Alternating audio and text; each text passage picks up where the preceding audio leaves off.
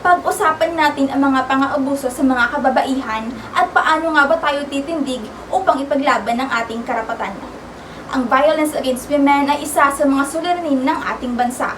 Ayon sa National Demographic and Health Survey noong 2022, 17.5% ng mga kababaihan, edad 15 hanggang 49 ang nakararanas ng karahasang sexual, pisikal at emosyonal mula sa kanilang karelasyon. Ayon naman sa datos ng PSA noong 2024, isa kada 5 Pilipina ang nakararanas ng pang-aabuso sa kanilang kasintahan. May ilang senyales ang pag-aabuso, tulad ng pisikal na pananakit na nagdudulot ng sugat, pasa o pilay, madalas sa pagbabanta sa buhay ng taong inaabuso, pagkawala ng karapatan sa sariling bank account, pilit na pakikipagtalik, at marami pang iba.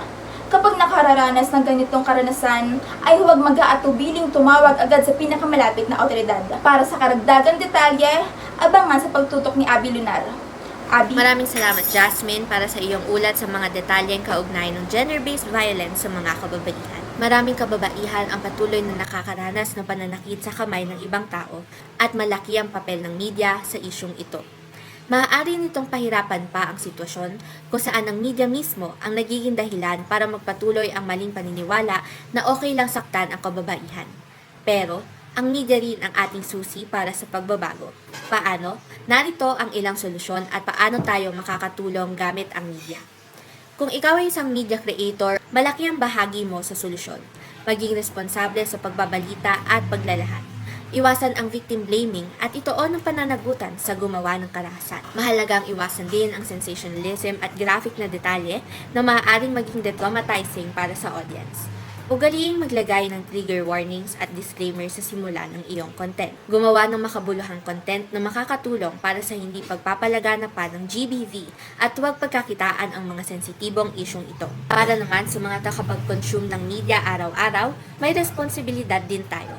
Gamitin ang social media ng responsable at aktibo.